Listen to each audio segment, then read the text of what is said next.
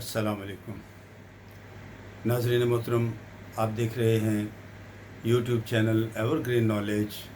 اور میں ہوں ڈاکٹر عابد نواز۔ ناظرین محترم، ہم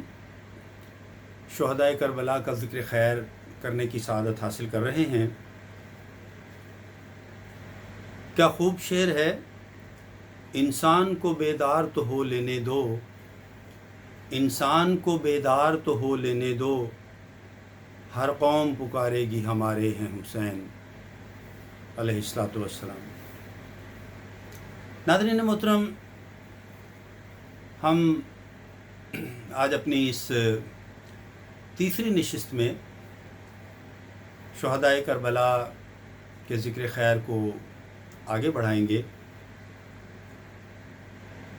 لیکن اپنے اس سلسلے کو آگے بڑھانے سے پہلے میں ایک مختصر سی بات کرنا چاہتا ہوں۔ آپ سب نے قرآن حکیم میں موجود سورہ یوسف کا واقعہ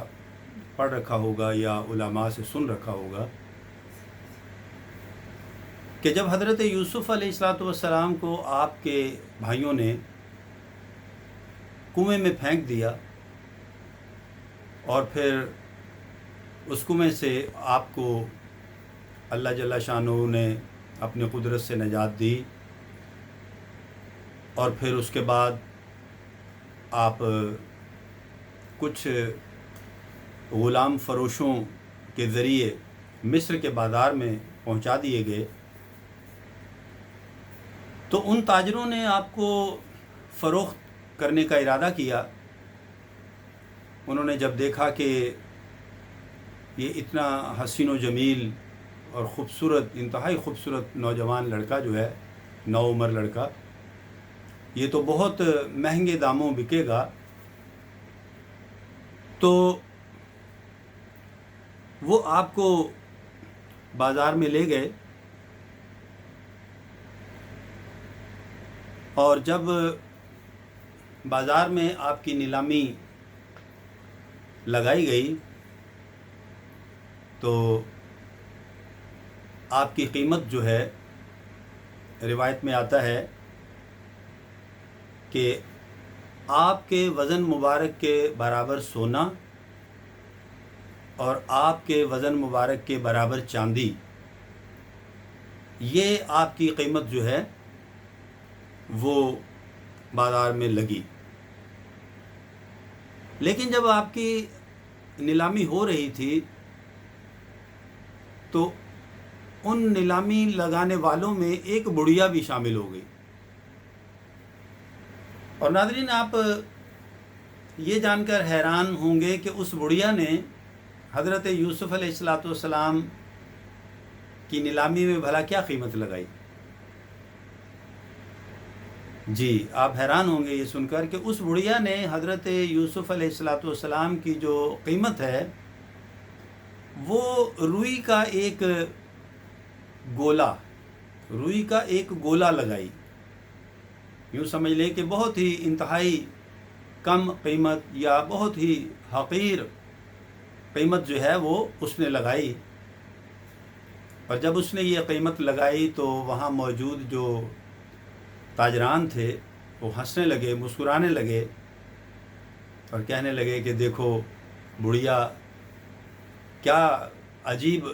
جو ہے وہ معاملہ کر رہی ہے کہ یہ نوعمر لڑکا جو اتنا حسین و جمیل ہے اور جس قیمت جو ہے اس کے وزن کے برابر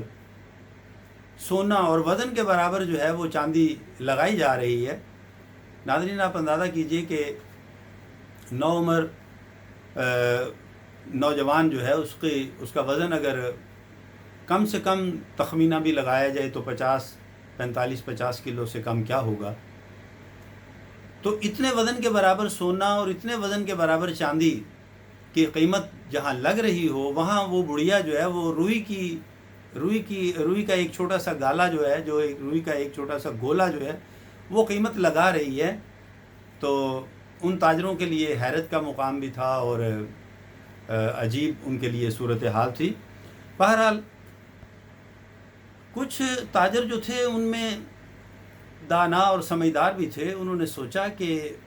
اس بڑھیا سے یہ بات پوچھنی تو چاہیے کہ آخر آپ نے کیا سوچ کر یہ قیمت جو ہے وہ لگائی ہے اس نوجوان کی۔ تو انہوں نے اس بڑھیا سے جب یہ دریافت کیا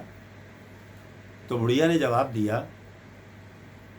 کہ میں جانتی ہوں کہ میری قیمت جو ہے وہ اس نوجوان کی جو قیمت بازار میں لگ رہی ہے اس کے مطابق نہیں ہے،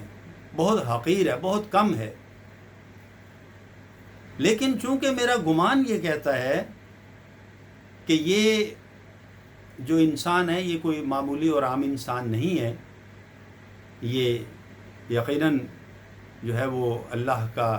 کوئی برگزیدہ بندہ، اللہ کا کوئی نبی ہے، اور میں نے یہ سوچ کر یہ قیمت لگائی ہے کہ جب بروز قیامت اللہ کی بارگاہ میں ان کے خریداروں کی فہرست بنائی جائے گی، لکھی جائے گی، اور اس میں بڑے بڑے خریداروں کے نام ہوں گے، تو اگر کسی کونے خدرے میں میرا نام بھی لکھا گیا تو یہ میرے لیے سعادت کی بات ہوگی۔ تو ناظرین محترم، ہم جو ذکر خیر کرتے ہیں شہدائے کربلا کا، علماء سے سنتے ہیں، خود بھی مطالعہ کرتے ہیں اور بیان بھی کرتے ہیں، تو اس میں ہمارا بھی مقصد یہ ہوتا ہے کہ جب بروز قیامت شہدائے کربلا کے ذاکرین اور ان کا ذکر کرنے والوں کا نام اور ان کا تذکرہ کرنے والوں کے ناموں کی فہرست بنائی جائے، تو اس فہرست کے کسی کونے میں اگر مجھ جیسے ناچیز کا نام بھی لکھا جائے گا تو ممکن ہے، عین ممکن ہے کہ یہی میری نجات کا باعث بن جائے، اللہ کے ہاں یہی ہمارے گناہوں کی تلافی اور جو ہے وہ نجات کا ذریعہ بن جائے۔ اللہ جل شانہ اپنے پیارے حبیب آقا دو جہاں میٹھے مصطفیٰ علیہ الصلوۃ والسلام کے وسیلے سے قبول فرمائے۔ تو ناظرین، آج کی اپنی اس تیسری نشست میں اپنی بات کو آگے بڑھاتے ہوئے جاری رکھتے ہیں اپنی بات کو۔ تو پچھلی نشست میں نے بتایا تھا کہ امام عالی مقام علیہ الصلوۃ والسلام سے جب مدینہ کے گورنر عقبہ نے جو ہے بیعت لینا چاہی یزید کی، اور آپ کے حامیوں نے اور آپ کے جانثاروں نے جو ہے عقبہ کے سپاہیوں کے جواب پر جب انہوں نے تلواریں کھینچ لی تو عقبہ نے اپنے سپاہیوں کو منع کر دیا، اور امام حسین علیہ الصلوۃ والسلام نے اپنے سپاہیوں کو اس خون ریزی سے منع کیا، اور پھر اس کے بعد امام وہاں سے تشریف لے گئے۔ تو مروان بن حکم جو وہاں موجود تھا، اس نے ولید بن عقبہ سے کہا کہ بہتر تھا کہ آپ امام سے آج بیعت لے لیتے، اور میرا گمان ہے کہ آئندہ آپ ان سے بیعت شاید نہ لے سکیں۔ تو اس واقعہ کے بعد امام علی مقام نے فیصلہ فرمایا کہ اب مدینہ جو ہے ان کے لیے محفوظ نہیں ہے، لہٰذا آپ نے وہاں سے ہجرت کا ارادہ فرمایا۔ ناظرین محترم، دوسری طرف کوفہ جو تھا اس وقت وہ شیعان علی کا مرکز بن چکا تھا، اور یہ وہی شیعان علی تھے جو حضرت علی کرم اللہ وجہہ الکریم کے ساتھ جنگ صفین میں بھی شامل رہے تھے۔ لہذا کوفہ میں ایک شخص تھا جس کا نام تھا سلیمان بن سرگ خزائی۔ سلیمان بن سرگ خزائی جو ہے، اس کے گھر میں ایک میٹنگ ہوئی جس میں سلیمان نے لوگوں کو بتایا کہ امیر معاویہ رضی اللہ تعالیٰ عنہ کا وصال ہو چکا ہے، اور اب ہمیں چاہیے کہ ہم امام علی مقام امام حسین علیہ السلام کو کوفہ بلا کر ان کی بیعت کر لیں، اور اس طرح یہ ہوگا کہ شیعان علی اور امام حسین علیہ السلام کے جو جانثاران ہیں وہ مل کر پھر ایک مضبوط قوت بنا لیں گے، ایک مضبوط فوج بنا لیں گے، اور اگر ضرورت پڑی تو پھر یزید کا مقابلہ کرنا آسان ہو جائے گا۔ لیکن اس نے ساتھ میں یہ بھی کہا کہ لوگوں ایک شرط ہے، اور وہ شرط یہ ہے کہ امام حسن کی طرح امام حسین کو دھوکہ مت دینا، بلکہ تم لوگ تو حضرت علی کو بھی دھوکہ دے چکے ہو، وعدہ کرو کہ تم امام حسین علیہ السلام کو دھوکہ نہیں دو گے تو میں امام حسین کو خط لکھتا ہوں۔ تو سب لوگوں نے اس بات پر جو ہے وہ متفق ہو گئے، سب نے وعدہ کیا۔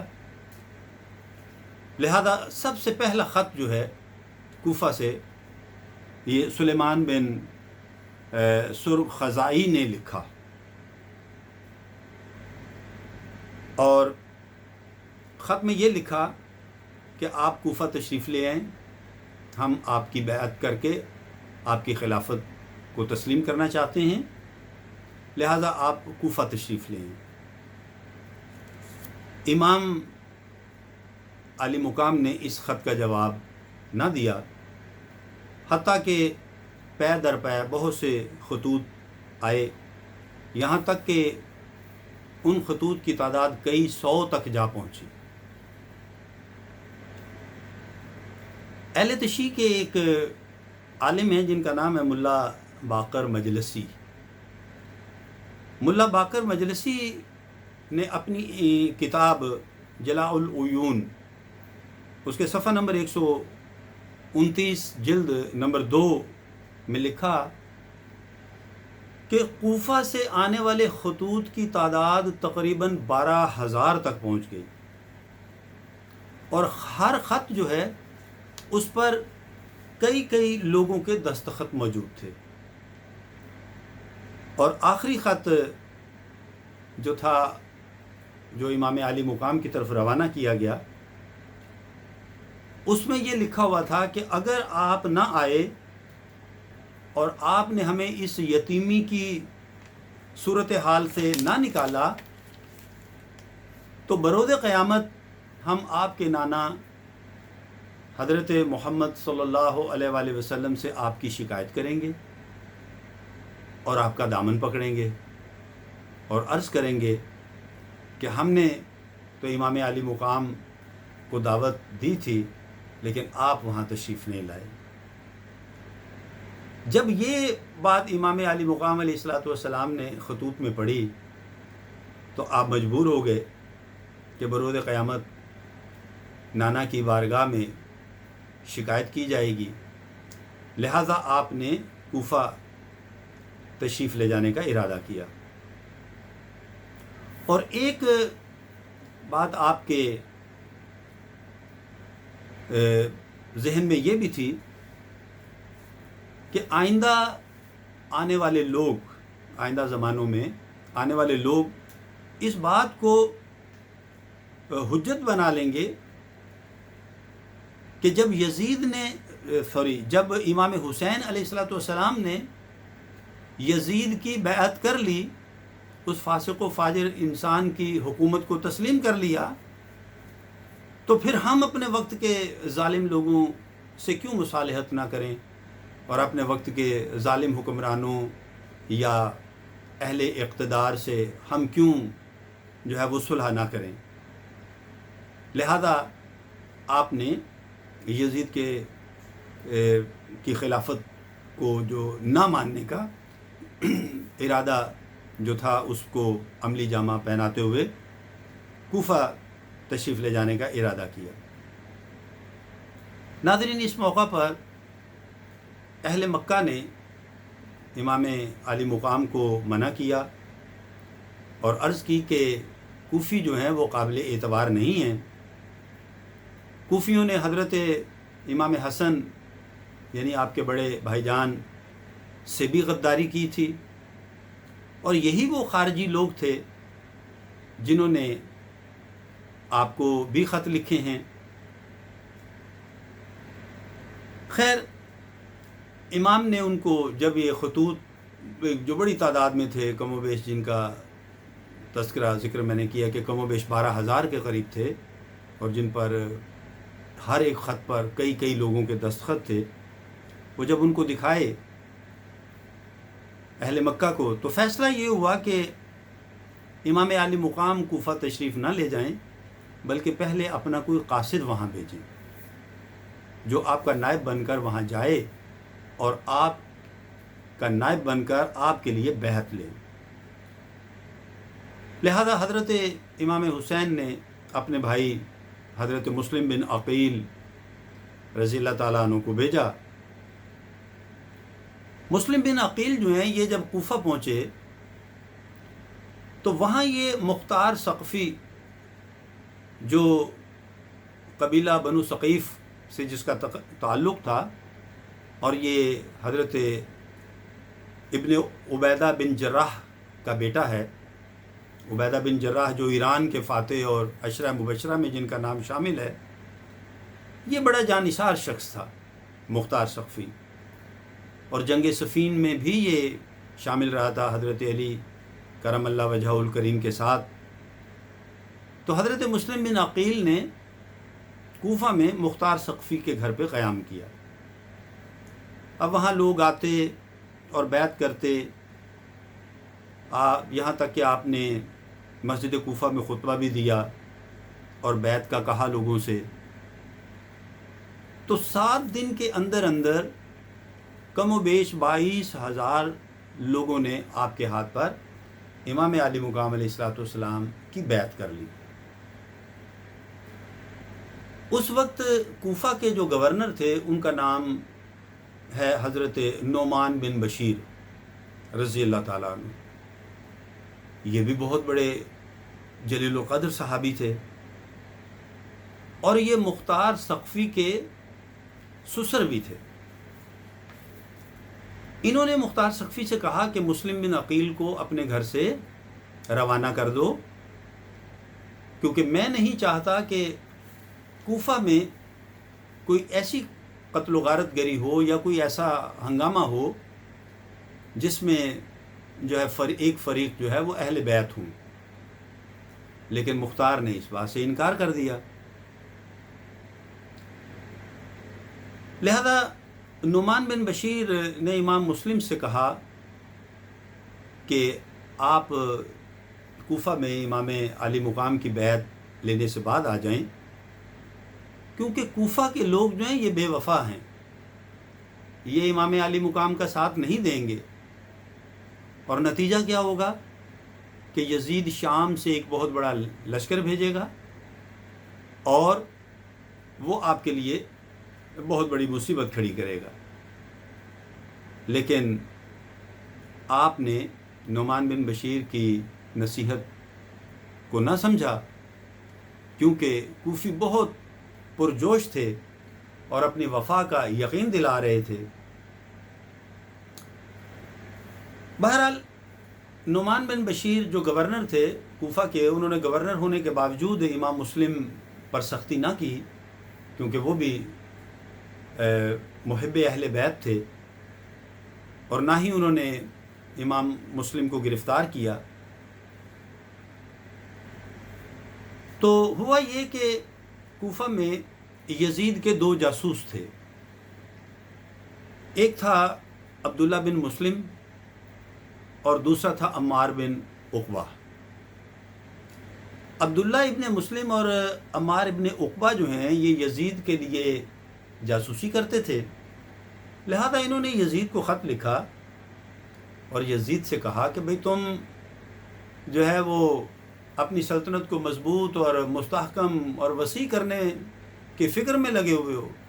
جبکہ کوفہ کا تو معاملہ ہی کچھ اور ہے۔ کوفہ میں تو یہاں امام حسین کے لیے بیعت کی جا رہی ہے، لہذا تمہیں یہاں کی خبر لینی چاہیے۔ لہذا یزید نے اپنے مشیروں کو جمع کیا اور ساری صورتحال ان کے سامنے رکھی۔ لہذا طے یہ ہوا کہ یزید ایک شخص کو جس کا نام ہے عبید ابن زیاد، یہ یزید کا چچا زاد بھائی، طے یہ ہوا کہ یزید اسے بھیجے کوفہ میں تاکہ وہ جا کر کوفہ کے معاملات کو دیکھے۔ یہ ابن زیاد جو ہے، عبید ابن زیاد، اس وقت بصرہ کا حاکم تھا، یعنی بصرہ کا گورنر تھا یہ۔ لہذا یزید نے اسے خط لکھا، پیغام بھیجا کہ میں تجھے بصرہ کے ساتھ ساتھ کوفہ کا بھی گورنر بنا دوں گا، کوفہ کی گورنری بھی تمہیں دے دوں گا، لیکن شرط یہ ہے کہ کوفہ کا فتنہ ختم کرو، کوفہ میں جاؤ اور اہل بیت کا جو معاملہ ہے وہاں پر اس پر قابو پاؤ۔ لہذا عبید ابن زیاد نے یزید کا خط پا کر اپنے بھائی عثمان ابن زیاد کو بصرہ کے تخت پر بٹھایا اپنی جگہ پر، اور کہا کہ تو بصرہ کا جو ہے وہ والی ہے میری عدم موجودگی میں، اور میں کوفہ کو جاتا ہوں۔ لہذا یہ 500 لوگوں کو اپنے ساتھ لے کر کوفہ کی طرف روانہ ہو گیا۔ خواتین و حضرات، یہ عبید ابن زیاد جو ہے یہ بڑا مکار، شاطر اور بہت ہی خطرناک قسم کا آدمی تھا، اور سیاست کا بڑا ماہر تھا، اور سیاست میں ذاتی مفادات کے لیے غداروں کو کیسے خریدا جاتا ہے اس معاملے کا یہ بہت ہی ایکسپرٹ تھا، بڑا مانا ہوا تھا اس معاملے میں۔ لہذا یہ 500 لوگوں کے ساتھ کوفہ کی طرف روانہ ہوا، تو کوفہ کے راستے میں ایک مقام آتا ہے جسے قادسیہ کہتے ہیں۔ قادسیہ وہ جگہ ہے جہاں سے راستہ جو ہے 2 حصوں میں منقسم ہوتا ہے، 2 حصوں میں تقسیم ہوتا ہے۔ وہاں سے ایک راستہ تو جاتا ہے مکہ مکرمہ اور مدینہ طیبہ کی طرف، اور دوسرا راستہ جو ہے وہ وہاں سے تقسیم ہو کر جاتا ہے کوفہ کی طرف۔ لہذا اس چالاک شخص نے، اس شیطان آدمی نے قادسیہ کے مقام پر اپنے لشکر کو روک دیا اور انہیں کہا کہ تم یہاں پڑاؤ کرو، اور وہاں پہنچ کر اس نے کوفی لباس جو ہے زیب تن کیا، تبدیل کیا۔ کوفی اور حجاز کے رہنے والے جو لوگ جس طرح کا لباس اور جس طرح کا امامہ اور باقی جو اپنے لباس کا جو طرز تھا ان کا، وہ اس نے اختیار کیا، اور اپنے ساتھ چند خاص لوگوں کو لیا اور انہیں بھی اسی طرح کے لباس میں ملبوس کیا، یعنی اپنا حلیہ بالکل تبدیل کیا، اور باقی لوگوں سے کہا کہ ابھی تم یہیں رکو اور 2-3 دن کے بعد تم لوگ جو ہے وہ مجھے کوفہ میں آ کے ملنا۔ جب اس نے وہاں سے اپنا بہروپ تبدیل کیا اور پھر وہاں سے آگے روانہ ہوا باقی لشکر کو وہیں روک کر، اس دوران دوسری طرف کوفہ کے جو لوگ ہیں وہ بڑی تعداد میں امام مسلم سے بیعت کر چکے تھے۔ لہذا امام مسلم نے لوگوں کی صورتحال کو دیکھتے ہوئے امام علی مقام امام حسین علیہ السلام کو خط لکھ دیا کہ آپ کوفہ تشریف لے آئیں، یہاں کے حالات جو ہیں وہ بہت سازگار ہیں، لہذا آپ یہاں تشریف لے آئیں۔ اب اس صورتحال میں جو کوفی تھے وہ روزانہ شہر کے دروازے پر، یعنی شہر کی سرحد پہ آتے اور انتظار کرتے سارا دن امام حسین علیہ السلام کا، تاکہ ان کا استقبال کر سکیں، اور جب شام ہوتی اور وہ انہیں حضرت امام حسین علیہ السلام کی آمد کی کوئی خبر یا اطلاع یا کوئی علامات نہ نظر آتی تو شام کے وقت وہ واپس چلے جاتے۔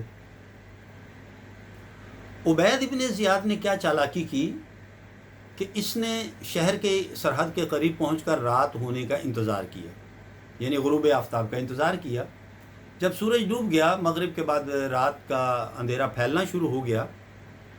تو اس وقت یہ کوفہ میں داخل ہوا اپنے لوگوں کے ساتھ، وہ جو چند لوگ اس نے ساتھ رکھے تھے، اور ظاہر ہے کہ ان کا لباس حجازی تھا، ان کے جبے، ان کے دستار وغیرہ وہ حجازی انداز میں تھا، اور انہوں نے اپنے چہروں پر جو ہے وہ جھکا رکھا تھا، یعنی چادر وغیرہ، اور اس طرح اپنے چہرے کو جہاں تک ممکن تھا چھپانے کی کوشش کی ہوئی تھی۔ اب رات کی تاریکی میں کوفی یہ سمجھے کہ امام حسین علیہ السلام تشریف لے آئیں، اور وہ بڑے پرجوش ہو کر نعرے بازی کرنے لگے کہ مرحبا یا ابن رسول اللہ صلی اللہ علیہ وآلہ وسلم، مرحبا یا ابن رسول اللہ، مرحبا یا ابن رسول اللہ کے نعروں کے ساتھ آپ کوفی جو ہیں ان لوگوں کو لے کر کوفہ کے گورنر ہاؤس کی طرف چل دیے۔ جب وہ گورنر ہاؤس کے قریب پہنچے تو نعمان ابن بشیر جو وہاں کے گورنر تھے، وہ اپنے گورنر ہاؤس کی چھت پر چڑھ کر جب انہوں نے دیکھا تو وہ بھی یہ سمجھے کہ امام عالی مقام تشریف لے آئے ہیں، تو انہوں نے وہاں سے بلند آواز سے مخاطب کیا امام علی مقام کو اور کہا کہ اے نواسہ رسول، آپ یہاں سے لوٹ جائیے، میں محل کے اپنے گورنر ہاؤس کے دروازے آپ کے لیے نہیں کھولوں گا، کیونکہ میں نہیں چاہتا کہ آپ کے ساتھ میرے اس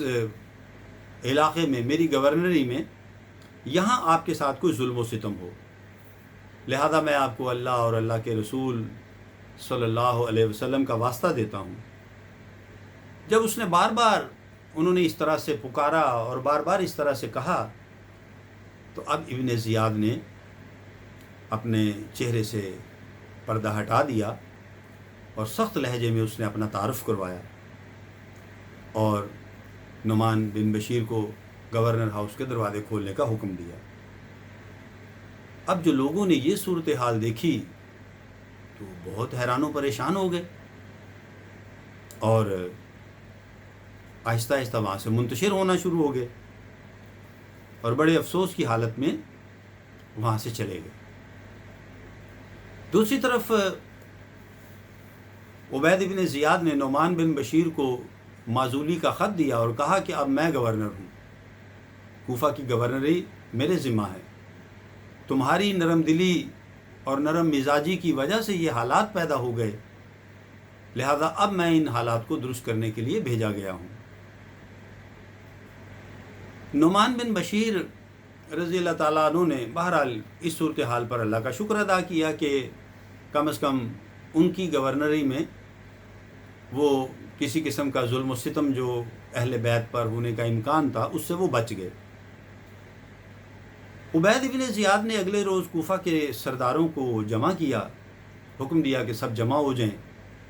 سب جمع ہو گئے، لیکن کچھ لوگ ایسے بھی تھے انہوں نے آنے سے انکار کیا، تو امام مسلم بن عقیل نے انہیں سمجھایا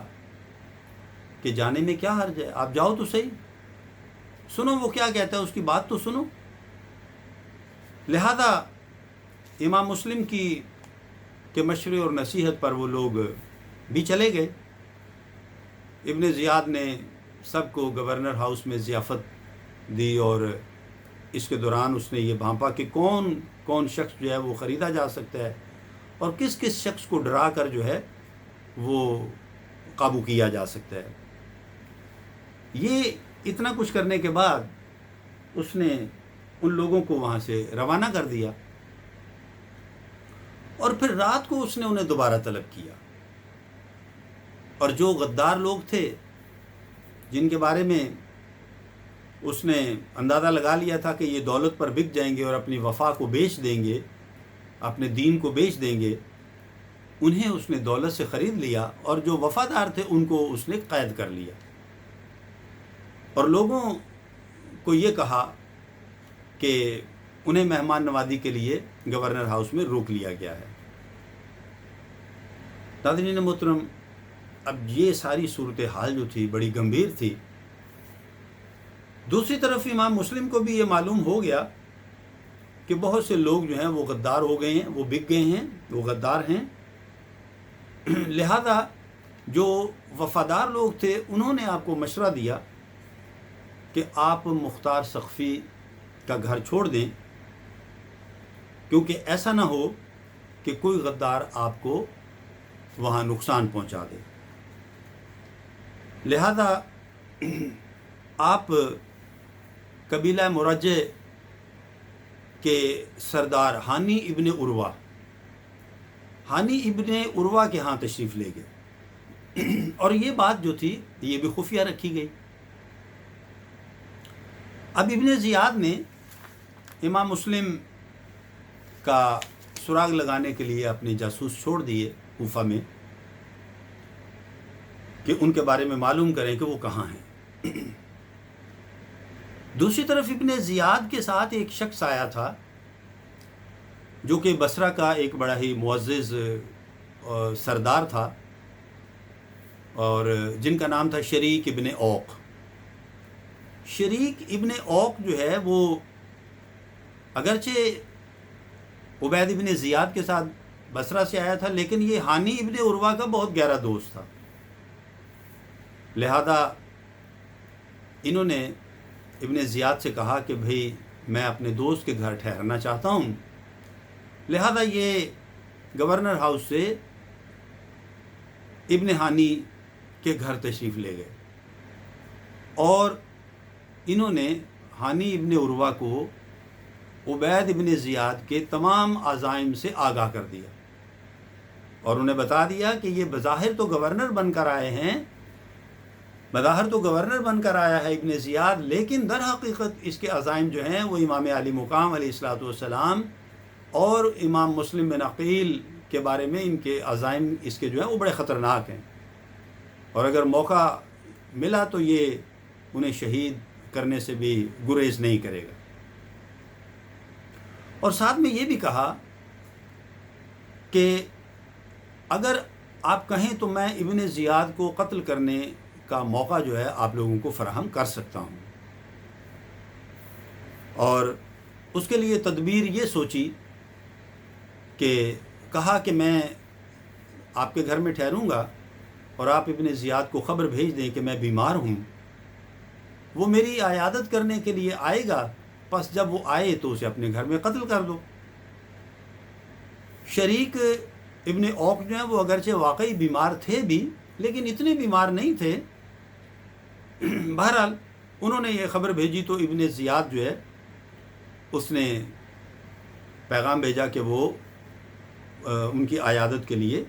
رات کے وقت آئے گا۔ اب طے یہ ہوا کہ امام مسلم جو ہیں وہ پردے کے پیچھے چھپ جائیں گے، اور جس کمرے میں شریک ابن اوق موجود ہوگا وہاں ابن زیاد جب آئے گا تو اسی کمرے کے پردے کے پیچھے وہ چھپے ہوں گے، اور ان کو جب مناسب موقع ہوگا تو اس وقت شریک ابن اوق جو ہیں وہ کہیں گے، ایک اشارہ طے ہوا، وہ یہ بولیں گے کہ مجھے کوئی پانی پلا دے، کوئی مجھے پانی پلا دے۔ تو جب وہ یہ اشارہ دیں تو اس وقت امام جو ہیں وہ موقع طاق کر ابن زیاد کا کام تمام کر دیں۔ لہذا جب ابن زیاد آیا، اس کے ساتھ کچھ لوگ بھی تھے، ان لوگوں میں ایک اس کا غلام بھی تھا جس کا نام تھا معقل۔ معقل جو تھا یہ بڑا شاطر آدمی تھا، بہت چالاک، بہت ہی زیرک۔ جب ابن زیاد شریک کے سرہانے بیٹھ کر ان کی عیادت کر رہا تھا تو شریک ابن اوق نے موقع غنیمت جان کر پکارا کہ کوئی ہے جو مجھے پانی پلا دے، کوئی ہے جو مجھے پانی پلا دے۔ جب یہ اشارہ آپ نے دیا اور بار بار یہ اشارہ دیا، لیکن امام مسلم جو ہیں وہ اپنی جگہ سے نہ نکلے پردے کے نیچے سے، تو شریک ابن اوق کو بڑی حیرت ہوئی۔ پھر یہاں تک کہ انہوں نے ایک شعر پڑھا جس کا عربی شعر تھا، جس کا ترجمہ یہ تھا، مفہوم یہ تھا کہ اب تمہیں سلمہ کو سلام کرنے میں کس چیز کا انتظار ہے؟ ارے مجھے پانی پلا دو، چاہے اس میں میری جان ہی کیوں نہ چلی جائے۔ جب انہوں نے بار بار اس بات کی تکرار کی اور یہ شعر بھی پڑھا تو معقل جو تھا، جو غلام تھا ابن زیاد کا، وہ بڑا سمجھدار تھا، وہ سمجھ گیا اور وہ ابن زیاد کو ہاتھ سے پکڑ کر کھینچتا ہوا وہاں سے باہر لے گیا، جبکہ ابن زیاد ابھی وہاں کچھ دیر اور بیٹھنا چاہتا تھا، لیکن وہ لے گیا اسے باہر اور جا کر کہا کہ یہ تمہارے قتل کی سازش تھی، تمہیں معلوم نہیں تھا کہ وہ شریک ابن اوق جو شعر پڑھ رہا تھا وہ اصل میں شعر نہیں تھا، وہ کسی کے لیے اشارہ تھا۔ بہرحال یہ ایک بہت ہی نادر موقع جو تھا وہ ضائع ہو گیا، اور پھر جب حضرت مسلم بعد میں پردے کے پیچھے سے نکلے تو شریک نے پوچھا کہ آپ کیوں نہیں نکلے جب میں آپ کو اشارہ دے رہا تھا؟ تو حضرت مسلم بن عقیل نے کہا کہ اصل میں میرے دل میں دو باتیں آ گئیں، میرے ذہن میں دو باتیں آ گئیں۔ ایک تو یہ کہ میں ہاشمی قبیلے سے میرا تعلق ہے، اور ہاشمی اپنے دشمن پر بے خبری میں حملہ نہیں کرتے، اور دوسرا میرے دل میں یہ آیا کہ ہانی میرا میزبان ہے، ہانی ابن عروہ، اور میں نہیں چاہتا تھا کہ ہانی ابن عروہ یعنی اپنے میزبان کے گھر پر میں کوئی ایسی خون ریزی کروں کہ جس کے نتیجے میں ہانی کو تکلیف اٹھانی پڑے، اور میرے خیال میں ہانی بھی اس بات پر راضی نہیں تھا کہ اس کے گھر میں ابن زیاد کو قتل کیا جائے۔ بس یہی دو وجوہات تھیں جن کی وجہ سے میں پردے کے پیچھے سے نہیں نکلا۔ دیکھا ناظرین گرامی کہ اہل بیت کتنے بااصول اور کتنے جو ہے وہ اصول و ضوابط کو سمجھنے والے تھے، کہ اگر وہاں ہماری جگہ کوئی ہوتا، شاید ہمارے کسی دشمن کے حوالے سے ہمیں اس طرح کا موقع میسر آئے تو شاید ہم کسی ضابطہ اخلاق کو ذہن میں نہ رکھیں، لیکن قربان جائیں اہل بیت کے کہ انہوں نے حالت جنگ میں بھی ان باتوں کو ذہن میں رکھا، جبکہ ہم سب جانتے ہیں کہ جب شہداء کربلا میں جو ہے وہ اہل بیت کو شہید کیا گیا تو وہاں کسی جنگی قانون یا جنگی ضابطے کا لحاظ نہیں رکھا گیا، ایک ایک شخص پر کئی لوگوں نے مل کر یک بارگی حملہ کیا جو کہ جنگی اصولوں کے بھی خلاف ہے، اور اس طرح سے دھوکہ دہی سے اہل بیت کو وہاں شہید کیا گیا۔ بہرحال ابن زیاد نے اپنے غلام سے کہا، معقل سے، کہ تو ویسے تو بڑا چالاک بنتا ہے، لیکن تو مسلم بن عقیل کا سراغ تو نہیں لگا سکا ابھی تک۔ تو یہ سن کر معقل نے کہا کہ میں ابن زیاد کا سراغ بھی لگا لوں گا، لیکن اس کے لیے شرط یہ ہے کہ مجھے 3000 درہم دیے جائیں۔ تو عبید ابن زیاد نے اسے 3000 درہم مہیا کر دیے۔ اب وہ یہ 3000 درہم لے کر تو کوفہ شہر میں نکل گیا، اور مختلف جگہوں پر مختلف مسجدوں میں وہ جاتا، وہاں جا کر نمازیں پڑھتا، لوگوں سے ملتا، اور امام مسلم بن عقیل کو تلاش کرنے میں لگا رہا، یہاں تک کہ وہ مولا کائنات حضرت علی کرم اللہ وجہہ الکریم کی مسجد کوفہ میں جا پہنچا۔ ایک دن ایک بزرگ اس مسجد میں آئے جن کا نام تھا مسلم ابن اوسجہ۔ مسلم ابن اوسجہ جو ہیں وہ بڑے عمر دراز انسان تھے، لمبی عمر والے تھے، عمر رسیدہ تھے، اور یہ حضرت علی رضی اللہ تعالیٰ عنہ کے دوستوں میں سے تھے، اور بہت سی جنگوں میں حضرت علی کے ساتھ شامل بھی رہے، اور بعد میں یہ کربلا میں شہید ہوئے۔ اس وقت ان کی عمر قریباً 75 سے 80 کے قریب تھی، بعض نے ان کی عمر 80 بتائی ہے، 80 سال، بعض نے 75 بیان کی ہے۔ اور جب امیر معاویہ رضی اللہ تعالیٰ عنہ سے حضرت حسن رضی اللہ تعالیٰ عنہ نے بیعت کی تھی، اس کے بعد یہ گوشہ نشین ہو گئے تھے، اور